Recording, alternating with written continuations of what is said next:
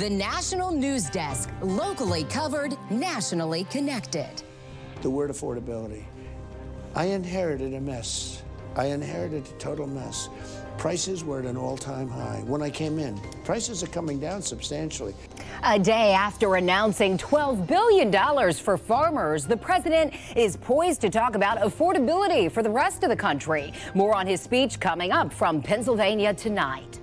Plus, DHS says threats against federal agents are up 8,000% this year. The family members arrested today for allegedly contributing to those threats online. Then flood alerts impacting millions of Americans. Which states are at risk and how long the danger will last. Good evening. I'm Taylor Murray. Welcome to the National News Desk, America's News Now. We begin with breaking news this evening. At least one person is dead after a reported shooting at Kentucky State University in Frankfort. According to Frankfort police, they responded to the campus around 3:30 this afternoon to an incident regarding an active aggressor. Governor Andy Beshear posted on X around 4 p.m. saying some injuries have occurred and the suspect has been arrested. Law enforcement is on the scene and the KSU campus remains on lockdown until further notice. This is a developing story. We will update you here on air and online as we learn more. In other news, right now we are waiting for President Donald Trump to take the stage at the Mount Airy Casino Resort at Mount Pocono in Pennsylvania. It's there he'll continue to push his message on affordability for Americans. Tonight's comments come on the heels of the president's announcement yesterday of sending up to $12 billion in economic assurances to America's farmers. This is something he says is possible because of the agreements he's made with other countries, as well as the tariff monies coming in to balance out what he calls years of poor trade policy. On day one, I terminated the Green New Scam. Energy prices are down, gasoline prices are down. We've slashed record numbers of crippling regulations, and we're working on huge trade deals already, securing $60 billion in agricultural purchase commitments. And you know, Biden made none. He didn't make any trade deals having to do with the farmers or any of it. It's crazy. And we're expecting the president to take the stage shortly. We're going to listen in for a moment when he does. Last night, the president sat down for an extended, exclusive interview with Politico. That interview was posted online this morning. Now, President Trump was asked about a wide range of issues from the economy to his push for peace around the world. And in his interview with Politico, President Trump refused to elaborate on any military plans being talked about with respect to Venezuela. But he did indicate there could be change coming soon to that country. So how far would you go to take Maduro out of office? I don't want to say that, But you want to see him out? His days are numbered. The president blamed Venezuela and its president for much of the drugs being smuggled into the U.S., as well as an influx of illegal immigrants and gangs in America like Tren de Aragua. He says that he cannot rule out American troops inside Venezuela, but he wants the best for the Venezuelan people as well as the United States. Now, part of President Trump's pressure campaign against Venezuela has been his authorization of those lethal strikes against suspected narco-terrorist and drug smugglers. Now, Congress is increasing the pressure on the Pentagon and Secretary of War Pete Hegseth to release the full video of one of these boat strikes in particular from September. National correspondent Matt Gelko reports from Washington. Defense Secretary Pete Hegseth, along with Joint Chiefs of Staff General Dan Kane and Secretary of State Marco Rubio, briefed congressional leaders about the boat strike campaign in the Caribbean allegedly targeting narco-terrorists. The most controversial yet, a so-called double-tap lethal strike that targeted survivors of an initial strike in September. The Armed Services Committee, both Democrats and Republicans, have had an opportunity to view that video. How they decide to proceed with it, I'll leave to their, to their discretion. It's about getting truth for the American people. The American people are entitled to see the unedited videos. The Gang of Eight in Congress that was briefed is made up of the Republican and Democratic leaders in both the House and Senate, along with the chairs and ranking members on the intelligence committees in both chambers. But lawmakers are trying to force Hegseth to release the unedited videos to more members. Buried deep in the $900 billion defense spending bill released this week is a provision calling for unedited video of strikes conducted against designated terrorist organizations in the area of responsibility of the United States Southern Command. If the Pentagon doesn't comply, then Hegseth will see a quarter of his travel budget withheld. If there's a way to release the video, which I have not seen, but if there's a way to release that does not compromise our intelligence gathering, I would urge him to do it. It will shock America's conscience if it becomes public, as it must, whether it's tomorrow or next week. At some point, this evidence has to be disclosed. The president had previously said he'd have no problem with the video release of the double-tap strike. Now he's deferring to Hegseth. He can if he wants. I don't care. Do you think he should? I don't care. I would say do it if you want. He's doing a great job. It looked like they were trying to turn back over the boat, but I don't get involved in that. Some members of Congress have already seen the video, and Republicans and Democrats have characterized what happened in different ways, with the dueling narratives amplifying the calls for transparency. Reporting in Washington, I'm Matt Gelka for the National News Desk, America's News Now. A federal judge in New York has given the Justice Department the okay to unseal records from the investigation and criminal prosecution of Ghislaine Maxwell. The ruling paves the way for the DOJ to publicly release evidence it gathered against Maxwell, an associate of the late sex offender Jeffrey Epstein. Although it's not yet clear when the documents will be unsealed, we do know the documents will be redacted to protect victims' identities. Some evidence came out during Maxwell's trial, and Congress has released a trove of records recently. Well, Senate Democrats and Republicans are joining forces to fight a horrific new trend. Children and teens targeted online, bullied, extorted, or even encouraged to kill themselves, with the consequences for the criminals often outdated or unclear. As Christine Frizzell reports, lawmakers want the same sense of urgency to protect children in the virtual world as in the real world. At an alarming rate, cyberspace is becoming a common scene for violent crimes, including what victims' parents call murder. It often starts with a predator making a young person feel safe. She asked if he wanted to see her unclothed and exposed herself. She asked him to do the same. And like any innocent 17-year-old boy who liked a girl and saw no danger, he did. The mother of James Woods telling lawmakers in less than 24 hours, online predators shared his images with friends, told him he'd be labeled a pedophile for the rest of his life, and encouraged him to kill himself, which he did in November 2022. 19 and a half hours is not a short time in the digital world. It is a lifetime. It is enough time for someone to intervene, to flag an account, to cancel messages, to report this behavior. Senators arguing current laws and sentencing guidelines are outdated. They were counting offenses by the number of images. Well, that might have made sense when we were talking about 8x10 photographs. It makes no sense when we're talking about technology of today. Today's online offender is more violent, more cruel, and more shocking. Shocking acts include what's now known as sextortion, where an offender blackmails a child for money or gift cards in exchange for not distributing nude or sexual images of the child. Another gruesome trend embodied by the criminal network 764 includes targeting young people and getting them to engage in sex acts, perform self-harm, and violent acts against animals or their own siblings. Cyber tips for online extortion of children for sexual acts soaring to more than 546,000 last year, a 192% increase from 2023. There's one other alarming new trend experts say is taking hold fast, and that is the use of generative AI. Offenders using artificial intelligence to manipulate images, making kids appear nude or performing sexual acts they never did. I'm Christine Frizzell for the National News Desk. Meanwhile, it is Wednesday, December 10th in Australia, and the social media ban for minors under the age of 16 is now in effect. Now, sites like Facebook, Instagram, X, TikTok and YouTube are forced to lock out or delete all minors from their accounts. But not all online sites are included in the ban. Platforms that are used more for learning or gaming in particular have been excluded from this law. So this includes sites like Google Classroom, Messenger, Lego Play, YouTube Kids, but also Discord and Roblox, to name a few.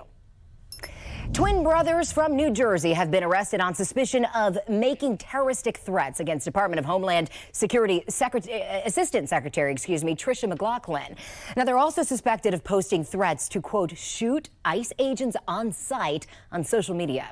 DHS and local police conducted a search warrant of the homes of Ricardo Antonio Roman Flores and Emilio Roman Flores in Absecon, New Jersey, next to Atlantic City. Several firearms and ammo were found at the apartment, and the brothers are American citizens. In other news now, the Department of Homeland Security has launched a worst of the worst website detailing some of the arrests they've made. The database is searchable of nearly 1,000 names. It lists the individuals arrested, what violent crimes they have already been convicted of or are charged with, and what country they came from before entering the United States. Coming up, wild weather on the way from coast to coast. We take a look at the potential for dangerous flooding out west and more snow for the Midwest and Northeast. Then the fierce fight over health care still playing out on Capitol Hill, where Obamacare subsidies stand now and where things are headed as both parties scramble to find a path forward. Plus, emerging details about a massive fraud scandal involving the Somali community in Minnesota as DHS launches a wide-scale review of visas. We're back in 90 seconds.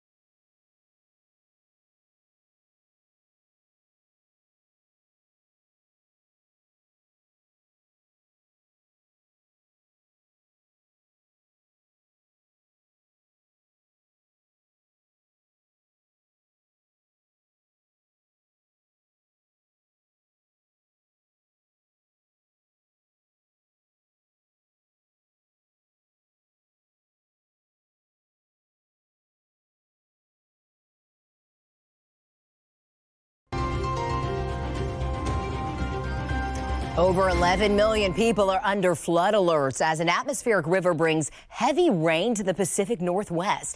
Flooding has already closed roads in Washington, with the Snohomish County Sheriff's Office reporting several cars got stuck in floodwaters today. And widespread heavy rain is expected to continue throughout the week in Washington and Oregon. More flash flooding is possible near the coast and into the Cascades through midweek. Meanwhile, Washington residents are preparing for potentially severe river flooding in South Sound. We spoke to one man who took a cross-country trip to the town of Ording because his power plant sits near the Puyallup River, and he's worried about what could happen. Yeah, I came in town just for this. This river changes course every time it has a big flood. And we have a lot of assets on the river that could get damaged. Ording officials set up sandbag stations for residents to fill to secure their homes. Now, further east, the Great Plains, Midwest, and Northeast are getting hit with multiple clippers this week. One of these fast-moving systems is bringing snow, ice, and strong winds to the Midwest and Great Lakes tonight. So here's a look at Bay City, Michigan right now. The storm will affect much of the Northeast tomorrow. Up to 15 inches of snow is possible in some areas. More clippers are expected in the north throughout the week. Well, it is the busiest time of the year for package deliveries, and the U.S. Postal Service says it's ready. USPS expects to process more than 9 billion holiday letters and packages this year. They have new machines that can process mail faster as part of a modernization plan. We've installed 614 new machines this year, and we now have the capacity to produce and process 88 million packages a day. That's up from 60 million just last year. They're hard at work. The Postal Service is also taking on 14,000 seasonal workers to add to its full-time staff of almost 230,000. On Capitol Hill, what lawmakers do this week will likely determine the cost of health insurance for millions of people in 2026 as Affordable Care Act or Obamacare tax credits are about to expire. National correspondent Atra Eldashar has the latest. It's a problem Washington has seen coming from a mile away, and if they don't act quickly to solve it, tens of millions of Americans will pay a massive price. Republicans are absolutely interested in finding a solution that can make health care and health insurance more affordable. Republicans have had all year to avoid this premium crisis.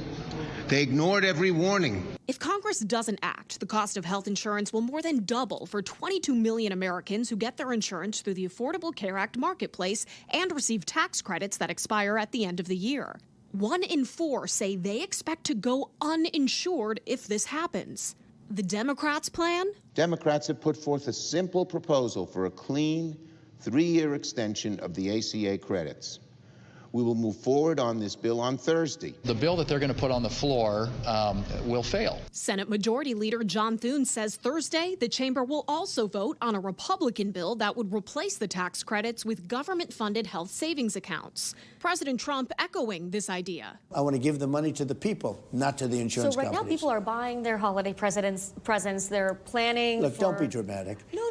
Don't be dramatic. They're planning their budgets for next year, Mr. President. I know. And what I want to do is help them. So will their premiums go up? I'm giving them money. Over in the House, Republicans haven't coalesced around a singular plan, though some of them, recognizing how little time they have, are bucking party leadership and supporting tax credit extensions. If you don't have a better plan, then get on board with ours, but doing nothing is not an option. That's Republican Pennsylvania Congressman Brian Fitzpatrick. He's leading a bipartisan coalition of House members behind a new bill to extend the tax credits for 2 years with income caps and other measures to cut costs. In this 11th hour before costs skyrocket, it's anyone's guess which plan, if any, will succeed. On Capitol Hill, I'm Atra Elnashar for the National News Desk, America's News Now. The Federal Reserve Board is holding its final meeting of the year beginning today, ending tomorrow, with their announcement of the next interest rate move. Investors are expecting rate cuts by 25% and what will be the third cut of this year. Now, President Trump, in his interview with Politico, said cutting rates is extremely important. You're going to pick a new Fed chair soon. Is it a litmus test that the new chair lower interest rates immediately? Yes. Well, this guy should too. The U.S. Central Bank is tasked with making a final monetary policy decision without key government data, including November hiring and the latest inflation numbers, which are delayed until mid-December. The Fed will also publish its last summary of economic projections for 2025. We have reporters all across the country in your neighborhoods covering issues that matter to you. We're taking the pulse of America, and we start in Utah, where a family-owned Italian shop is preparing for possible pasta tariffs. For decades, Granato Foods in Salt Lake has been a place to grab a freshly made Italian sandwich or ingredients to make an Italian meal at home. Frank Granato is the owner. While his father and grandfather first stocked the shelves with these imported pastas, Frank could be forced to yank them off if President Trump makes good on his promise to impose a tariff on popular imported pasta brands sold in Granatos and grocery stores across the country. When you first heard that, what was your reaction? Oh no. The tariff will be 105% to 107% in total. Right now we're paying 15%. It will say goodbye to brands I've carried on the shelves in here for 78 years. Granatos has long made its own fresh ravioli. But now they're making their own dry pasta to replace the imported pasta that could go away. Ani Lucia Lopez Beloza is a 19-year-old college student from Austin who moved to the United States from Honduras when she was just 8 years old.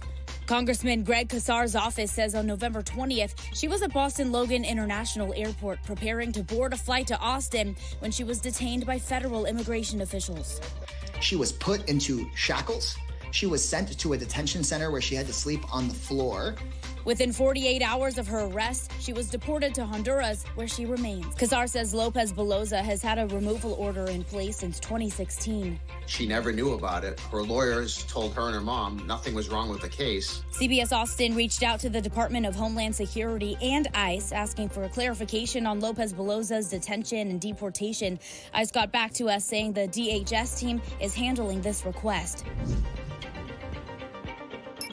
Nobody knew this site existed. There was no prior data, no prior exploration. But 2,700 feet below the Earth, the temperature is about 250 degrees. Joel Edwards, co-founder of the geothermal exploration startup company Zanskar. It is hot enough and big enough for a big power plant. Edwards says Zanskar's artificial intelligence model located the site using pattern recognition, and they drilled it earlier this year to confirm it, potentially upending the traditional practice of simply drilling near surface activity. They hope to build and start operating a power plant there in 3 to 5 years. Coming up, the new investigations being launched as lawmakers demand answers about massive fraud in Minnesota right after this.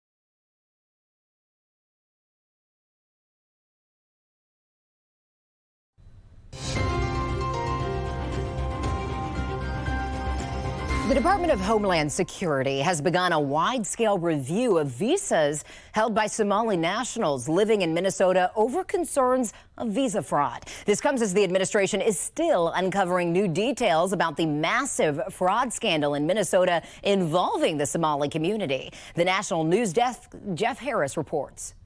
Over the weekend, Treasury Secretary Scott Bessent calling out Minnesota Representative Ilhan Omar for her response about the allegations of widespread fraud from the state's Somali community, the largest in the nation, and potential link to terrorist organizations. Representative Omar tried to downplay it, said, "Oh, it was very, it was very tough to know how this money should be used." Yeah. She was gaslighting the American people. Meanwhile, Omar pushing back, saying any connection between alleged Somali fraud and terrorism would fall on the FBI. If there was a linkage in that the money that they had stolen going to terrorism, then that is a failure of the FBI. This fraud investigation dates back to 2022 when the Biden administration filed charges in connection to what they called the largest pandemic fraud in the U.S.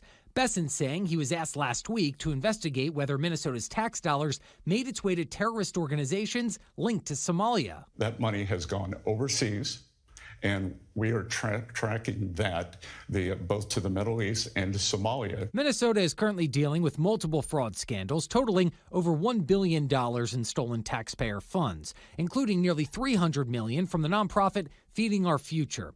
Omar's campaign receiving donations from people charged in that scheme, donations she says have since been returned. We obviously had people who were able to donate to our campaign that were involved.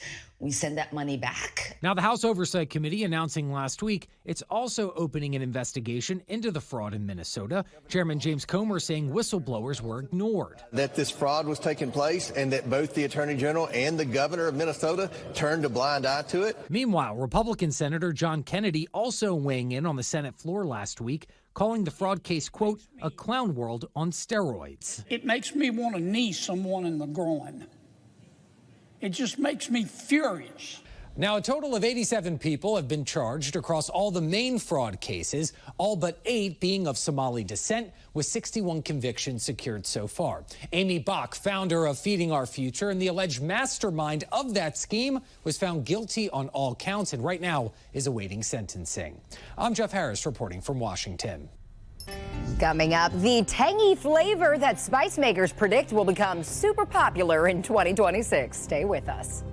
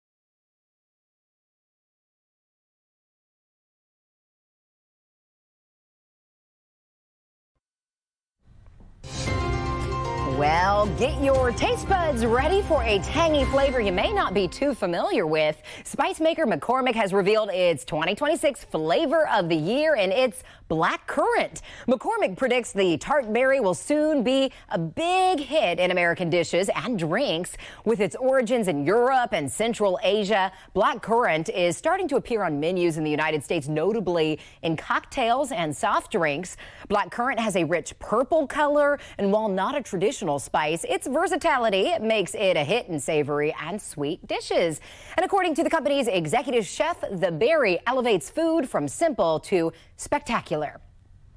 Well, Christmas almost came early for some inmates in South Carolina. The state's Department of Corrections posted these images on social media with the hashtag Contraband Christmas. A package loaded up with steak, crab legs, Old Bay seasoning, and some cigarettes and weed to wash it all down with was dropped into the Lee Correctional Institution prison yard by a drone.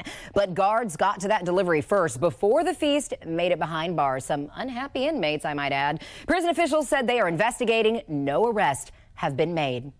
All right, we invite you to join us again this evening as we closely follow that deadly shooting on Kentucky State University campus, as well as what President Trump is about to say about affordability in Pennsylvania. Thanks for joining us. I'm Taylor Murray.